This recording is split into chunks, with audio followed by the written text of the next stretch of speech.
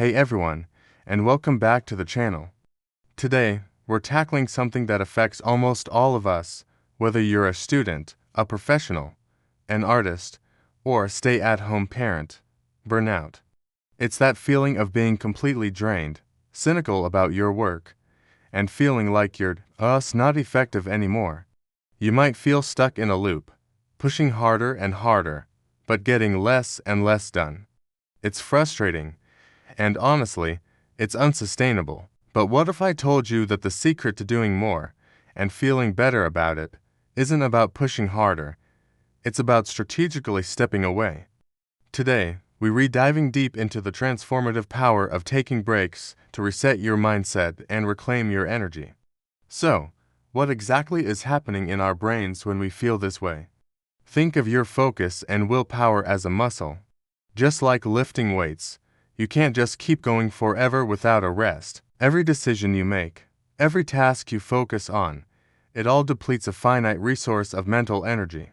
When you ignore the signals your brain is sending you, like feeling foggy, getting easily distracted, or making silly mistakes, you're essentially overtraining that mental muscle.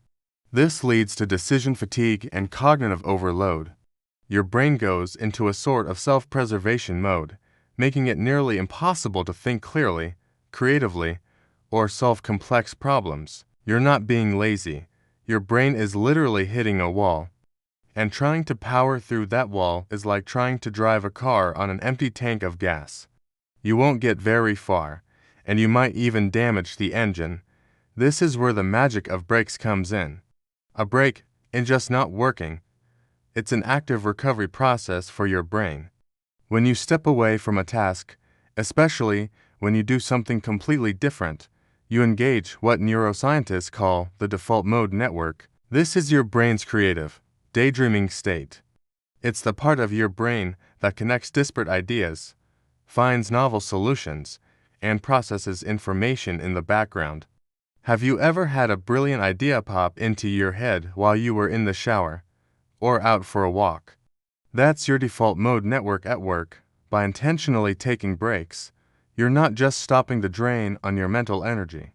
You are actively fueling your creativity and problem-solving abilities. It's a strategic reset that allows you to come back to your work with a fresh perspective and renewed focus. Now, you might be thinking, I don't have time for breaks. I have deadlines. I get it. I really do. The pressure can be immense. But let's reframe this. A 10-minute break in 10 minutes lost. It's an investment that can make the next 50 minutes exponentially more productive. Think about the time you waste staring at a blank screen or rereading the same paragraph over and over because you were mentally exhausted. A short, effective break can eliminate that wasted time entirely. The key is to make your breaks intentional. This isn't about mindlessly scrolling through your phone, which can often be just as draining. We're talking about high-quality breaks. Let's explore some types of breaks you can integrate into your day. First up, the micro break. These are just 30 to 60 seconds long. Simply stand up, stretch, look out a window, or take a few deep, deliberate breaths. The goal is to just break your state, disconnect from the screen for a moment, and let your eyes and mind rest. You can do this every 20 to 30 minutes.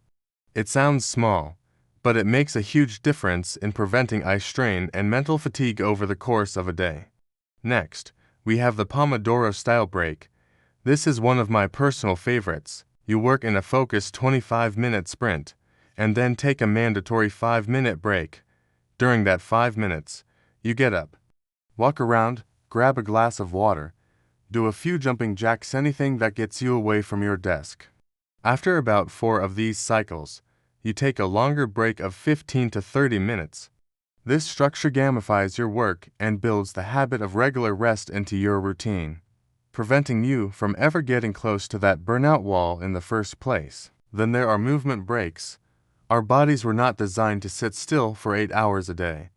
Getting your blood flowing is one of the best ways to clear your head.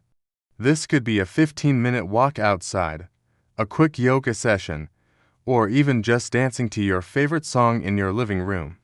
The change of scenery and physical activity work together to dramatically boost your mood and energy levels. Getting some sunlight during your walk is a bonus, as it helps regulate your circadian rhythm and boosts vitamin D. Don't underestimate the power of social breaks, either.